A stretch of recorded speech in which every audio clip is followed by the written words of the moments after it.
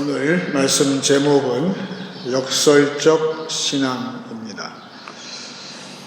보통 모차르트 음악을 들을 때 우리 마음이 기쁘고 경쾌한 곡조를 따라서 많은 위안을 받는데, 모차르트의 음악을 오래 들은 전문가들의 말에 의하면 오히려 모차르트 곡에는 애수가 있다 그래요. 그렇게 들어보니까 진짜 그런 것 같아요. 그래서 기쁨과 슬픔이 같이 녹아져 있다, 그런 뜻이 되겠죠. 구약의 시편 전에 있는 성경이 에스더하고 욥기인데, 그 두 성경 모두 공통점이 처음에 시작을 잔치로 시작을 합니다. 그리고 마지막도 잔치로 마감을 하죠. 처음에는 작은 잔치여서 나중에는 아주 웅대한, 모든 사람이 다 참여하는 그런 성대한 잔치로 마감을 하는데, 문제는 그 중간에 있는 것은 온갖 고난과 환난과 어려움과 슬픔과 눈물과 이것이 계속 나오고 있어요.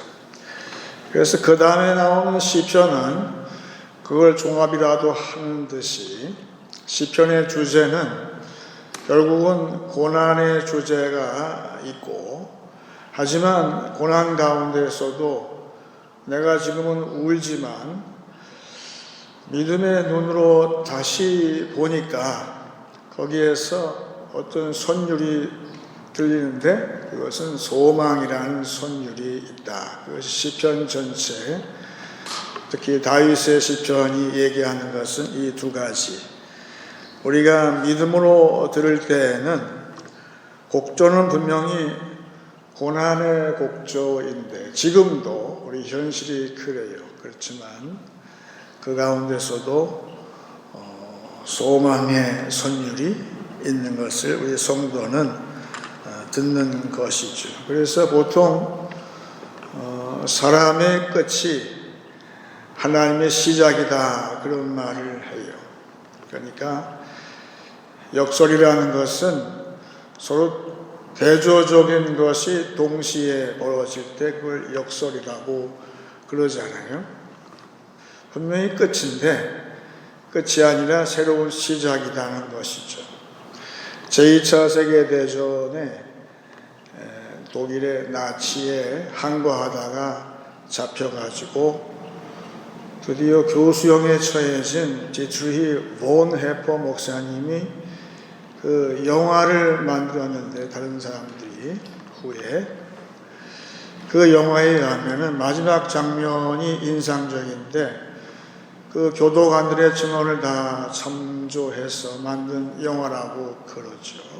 그래서 계속 자기를 따라다니던 게스타포 형사가 이제 형장으로 올라가는 보네포를 향해서 이야기하기를 이제 이게 끝이군요.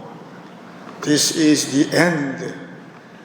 그런데 이 목사님이 딱 한마디 하죠. 아니요. 독일말로 Nein.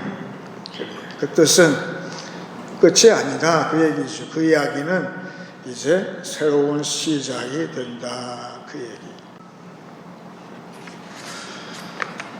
그보다 오래전에 남왕국에 아하스라는 왕이 있었어요. 그 당시에 이 국제 정세가 아주 악화되어서 풍정득궁화와 같은 그런 왕국의 처지가 되니까 이 왕이 어쩔 줄을 몰라요. 그래서 당시의 선지자 이사야가 아하스 왕한테 나가서 두 가지 징조를 얘기하는데 그 새로 나올 아이의 이름을 징조로서 이야기하면서 큰 서판을 준비해서 썼어요. 먼저 쓴 것은 이것이 지금 당신이 보고 있는 눈에 보고 있는 현실이다. 그렇게 이야기하면서 계시를 주죠. 그것이 이사야 8장 1절이에요. 여호와께서 내게 이르시되 너는 큰 서판을 가지고 그 위에 통용 문자로 마헬 샬랄 하스바스라 쓰라 그랬어요. 결국은 이 뜻은 간단히 얘기하면 끝났다 그 얘기예요. 하나님의 심판이 임했다. 이것이 현실인 건 맞는데 왕이시요 믿음을 가지고 기도하세요. 기도하게 되면 하나님께서 다른 징조를 주실 겁니다. 그런데 이 아하스 왕이 그거를 거부를 했어요. 믿음이 없으니까 그렇죠. 지금도 세상의 군주를 향해서 하나님께서 기도하면서 새로운 징조를 구하세요. 그러고 계시겠죠. 그런데 이사야가 그때 준 아이의 이름이 임마누엘이에요. 보라 처녀가 잉태하여 아들을 낳을 것이니 그 이름을 임마누엘이라 하리라. 분명히 내 눈에는 끝인데 이제 멸망인데 거기에도 하나님이 함께 하셔서 이제 아하스 당신 인생은 여기서 마치고 이제 믿음으로 보게 되면 하나님께서 새로운 징조를 주시겠는데 하나님이 함께 하심으로 이 나라를 구원하시고 죽음이 아니라 끝이 아니라 새로운 시작이 되는 그런 역사를 하나님께서 지금 하려고 하십니다. 그랬죠. 그걸 아하스가 거부를 했는데 그 다음 왕 때에 이루어진 것이 이제 히스기야 때의 믿음으로 성취가 되었던 것이죠. 그래서 십자가는 무엇일까? 십자가는 하나님께서 나보고 너 여기까지 네 뜻대로 왔는데 여기서 스톱. 여기까지 네 인간이 여기까지야. 여기서 네 인생이 죽으면 그러면 내가 그것을 테이크 오버 해가지고 이젠 내가 이끌고 가겠노라 선포하신 것이 십자가지요. 그래서 새로운 시작인데 그것은 새로운 생명이요 부활이 거기에 있는 거예요. 십자가에는 대단한 역설이 있어서 죽는 것 같지만 부활이 있고 끝인 것 같지만 새로운 시작이 된다는 것이죠. 그래서 우리에게는 그런 역설적인 신앙이 있으니 얼마나 우리는 위대한 것이죠. 그래서 설교자는 이 역설적 신앙을 전해야 할 사명이 있는 거예요. 그래서 모든 것이 편안하다, 또한 안일하다 그런 성도한테는 엄중하게 그 사람한테 그 경고의 메시지도 주는, 과연 마헬샬라 하스바스의 그런 임박한 진노에 대해서도 이 강단에서는 얘기를 해야 되지만 그것만 하게 되면 설교자 임무는 반만 한 거예요. 나머지는 뭐예요? 불안에 떨고 있고 이 현실이 너무 불안해서 미래의 소망이 안 보이는 성도들에게는 오히려 위안의 메시지를 줘야 하는 것이 설교자의 나머지 책무라 할 수가 있는 것인데, 오늘 말씀 느헤미야 8장은 신기하게도 느헤미야 얘기는 잘 나오지 않고 오히려 에스라 이야기가 나오는데, 이 에스라라는 분이 성경에 정통하고 또 기도에 전무하신 분이기 때문에 그런 설교자, 명설교자의 소위 마스터 클래스를 우리한테 보여주고 있어요. 에스라가 날을 정했는데 그 당시의 절기로 7월 첫날에 설교를 했는데 오전 내내 설교를 했어요. 백성들이 하나님의 말씀을 오전 내내 듣고 에스라 주변에서 레위인들이 돌아다니면서 서 있는 백성들 사이사이 가면서 그 말씀을 하나하나 다 해석을 다 해주고 돌아다녔어요. 마치 지금도 교회의 메시지를 성령께서 감동을 주셔서 전하게 하시는 것처럼 성령의 역할을 그 당시에는 레위인들이 다수가 했는데, 이거는 하나님 말씀을 깨달은 백성들이 울고불고 난리가 났어요.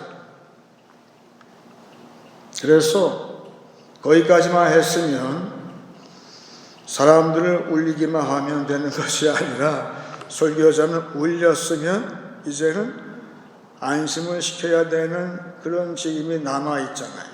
그 이야기를 오늘 하고 있는 거예요. 오늘 8절 보게 되면 하나님의 율법책을 낭독하고 그 뜻을 해석하여 백성에게 그 낭독하는 것을 다 깨닫게 하니,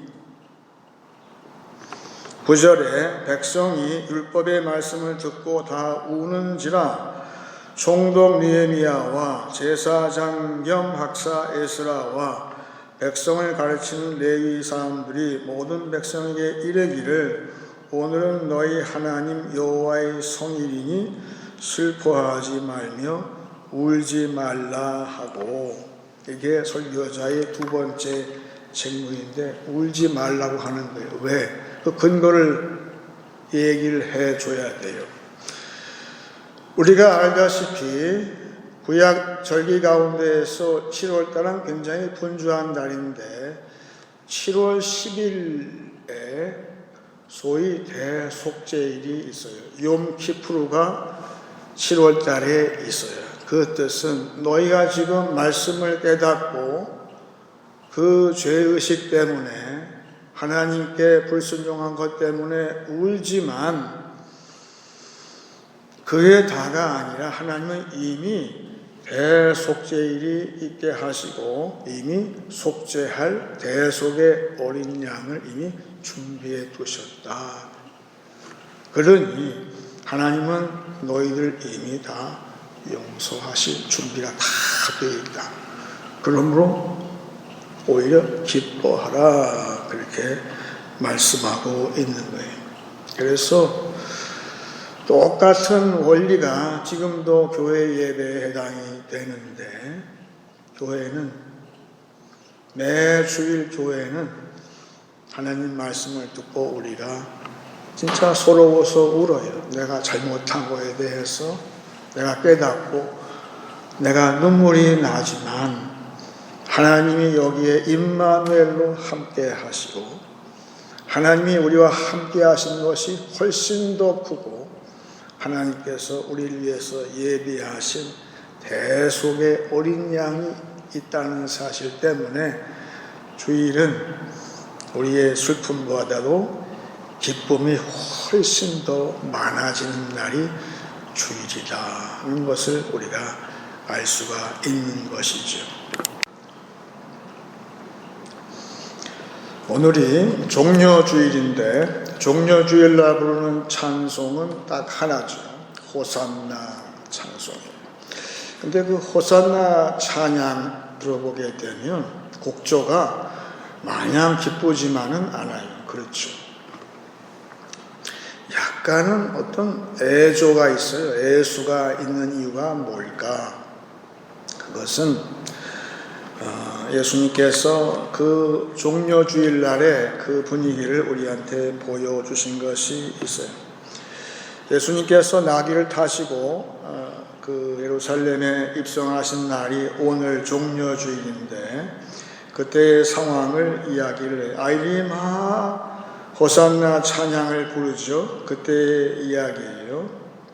그 사람들이 막 그 아이들하고 제자들 저거 제지하라고 뭐 저렇게 경거망동하냐고 이 영문을 모르니까 그럴 때 예수님께서 말씀하신 것이 누가복음 19장 40절 41절이에요. 대답하여 이르시되 내가 너희에게 말하노니 만일 이 사람들이 침묵하면 돌들이 소리지리라 하시니라. 그 다음 절에 가까이 오사 성을 보시고 오시며 우리들에게는 소리 지르라 말씀하시면서 정작 본인은 성을 보고 오셨다. 전혀 반대의 역설적인 모습을 보여주고 계세요. 지금 입성하는 예수님은 누굴까? 예수님은 이 땅에 고난당한 주요 또한 이제 며칠 있으면 성금요일이 다가오는데 그때에 예수님께서는 온 인류의 죄를 지시고 십자가에서 죽으시는 것이죠. 그러니까 속죄할 대속의 어린 양이 지금 들어오고 있어요. 한번 상상을 해보세요. 저기에 예수님이 오시는데 믿음의 눈으로 보니까 마치 마리아처럼 오시는데 저거는 대속의 어린 양으로 지금 거의 끌려오시는 그런 주님을 보았을 때에 그런 곡조가 하나가 있고 그런데 이제 예수님께 십자가에서 죽는 십자가 사건은 우리가 볼 때에는 그렇게 보이지만 하나님이 이미 예비하신 대속물이고 그래서 주님이 죽으심으로 마귀와의 싸움에서 예수님께서 승리하신 거예요. 모든 이제 죄의 모든 사슬을 끊어버리시고 우리를 모든 죄의 속박에서 속량하시고 우리를 해방하시는 그런 승리의 주님으로 오신다고 해요. 그러니까 정반대의 그런 음조가 나오잖아요. 그것이 고스란히 호산나 찬양에 녹아있는 거예요. 더더군다나 그 승리하신 예수님 다음에 3일 뒤에 성령께서 이제 예수님을 다시 살리시는 부활의 주로 지금 오신다는 거예요. 그러니까 삼중의 의미가 있잖아요. 그래서 호산나가 3번 하게 되는데 다 의미가 있는 것이죠. 그래서 오늘은 종려주일인데 다음 주는 무슨 주일입니까? 부활주일이에요. 따라서 종려주일은 부활주일에 그 기쁨이 선제적으로 오늘 임하는 거예요. 그리고 예수님께서 기뻐하라고 하시는 거예요. 본인은 희생을 당하지만 염려하지 마라. 이제 나는 다시 부활할 것이고 부활함으로 나는 만왕의 왕 만주의 주로서 온다고 말씀하시면서 오늘 지금 걸어오시는 장면이 오늘 이야기예요. 따라서 호산나에는 그런 역설적인 그런 음조가 있을 수밖에 없는 것인데, 그래서 마치 그런 걸 연상하듯이 오늘 10절서부터 느헤미야가 이렇게 얘기하고 있어요. 10절에 본문 10절 봅니다. 느헤미야가 또 그들에게 이르기를 울지 말고 너희는 가서 살진 것을 먹고 단 것을 마시되 준비하지 못한 자에게는 나누어 주라. 이 날은 우리 주의 성일이니 근심하지 말라. 여호와로 인하여 기뻐하는 것이 너희의 힘이니라. 여러분, 느헤미야 총독의 이 말은 종려주일에 앞으로 고난주간을 앞두고 또한 주님께서 고난당하신 그 모습을 마음에 안고 슬퍼하는 우리한테 주는 메시지인 것이죠. 오늘은 기뻐하라는 거예요. 오늘은 성일이요. 종려주일 오늘은 성일이요. 하나님이 우리와 함께 하시는 하나님의 임재가 모든 너희의 울음보다도 더 훨씬 큰 날, 오늘 종려주일 이 날에 너희는 맛있는 것을 먹으라 말하고 있어요. 11절에 레위 사람들도 모든 백성을 정숙하게 하여 이르기를 오늘은 성일이니 마땅히 조용하고 근심하지 말라. 근심하지 말라는 거예요. 우리 성도는 종려주일이라는 날은 평생이 종려주일이에요. 왜? 평생이 호산나 우리를 구원하소서 간구하지만 이미 그 간구는 응답되었다는 사실을 알기 때문에 기뻐하는 사람들이 누굽니까? 우리라는 거예요. 그 역설적인 우리의 신앙이 있기 때문에 12절에 모든 백성이 곧 가서 먹고 마시며 나누어 주고 크게 즐거워하니 이는 그들이 그 읽어 들려준 말을 밝히 알미라. 어때요? 종려주일의 의미를 이제 밝히 우리가 알았으므로 우리는 이날 너무 기쁜 거예요. 하나님이 임마누엘로 함께 하시고, 그래서 예수님은 슬픈 현실이지만 나귀를 타고 겸손하게 오시는 저 예수님은 이제 곧 처형당할지라도 마귀를 이기고 승리하신 부활의 주님, 예수님이 왜 부활하셨습니까? 우리의 죄를 모두 청산시켜 주시고 그 죄가 청산된 우리를 하나님께서 의롭다 하심을 선포하신 날이 부활의 날이기 때문에 곧 종려주일은 부활주일을 예행 연습하는 거예요. 얼마나 오늘 기쁨의 연습을 우리가 해야 할까요? 그날이 종려주일이라는 것이죠. 그래서 교회에서 성찬식인 만큼 그 역설적 신앙을 상징하는 것도 없어요. 어떤 꼬마가 할머니하고 성찬식을 참여를 처음 해봤는데 할머니한테 할머니 그 사람들이 저 나누어 준 게 쟤 뭐예요? 할머니 답변이 저거는 예수님의 마지막 식사란다. 그랬더니 이 꼬마가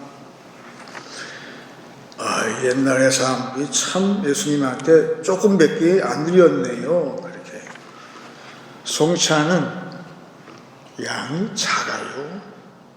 조각이에요. 하지만 여러분, 성찬은 아무리 조각이지만 그 조각은 고난의 떡이에요.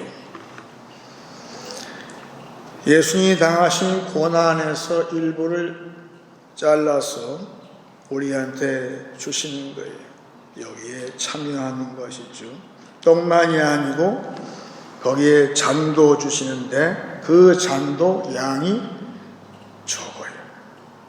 참 적어요. 하지만 그 포도주 잔은 양이 아무리 작아도 성령께서 주시는 나중에 풍성한 그 식탁을 미리 맛보기로 주시는 약속인 것이죠. 따라서 오늘 우리가 받는 이 성찬은 무엇일까? 작은 분량이지만 여기에 성령께서 중재하셔서 임마누엘로 예수님께서 우리와 함께 하실 때에 지금은 고난의 떡이요 고난의 잔을 받지만 이것이 장차 천국에서 우리가 받게 될 풍성한 식탁을 소망하는 그러한 놀라운 이제 약속이 있는 그런 식탁이 될 때 이거만큼 역설적인 신앙이 없어요. 그래서 우리는 오늘 성찬을 받는데 이 성찬 가운데서 오히려 고난의 곡조가 지금 온 세상을 지배한다 할지라도 우리는 믿음으로 귀를 열고 눈을 열어서 그 소망의 승리 풍성한 또한 이 땅에 살 때에도 풍성한 성령의 약속을 성령은 항상 우리한테 조금씩 다운 페이먼트 하는 식으로 그 놀라운 풍성한 최종적인 그런 소망의 결과를 우리에게 맛배기로 조금 보여주시고 계시기 때문에 우리는 성령이 함께 하실 때에 아무 염려가 없는 것이죠. 성령은 오늘도 예수님의 그 희생과 또한 우리의 그러한 신앙과 또한 그렇게 했을 때 풍성한 결과를 기대하라고 계속 우리한테 말씀하고 있습니다. 이제 말씀을 정리하겠습니다.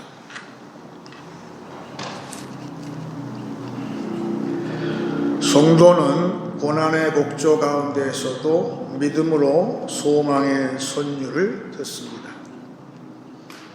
십자가는 인간의 끝이요 하나님의 시작입니다. 눈물로 밤을 새울지라도 소망의 새벽은 반드시 찾아옵니다. 호산나 죽임당한 어린 양, 호산나 마귀를 이기신 승리의 예수, 호산나 온 세상을 다스리시는 만왕의 왕을 기뻐하며 찬양합니다. 이 작은 고난의 떡과 약속의 잔을 받으심으로 풍성한 식탁을 소망하시길 축원합니다. 이제 찬송 91장 하겠습니다.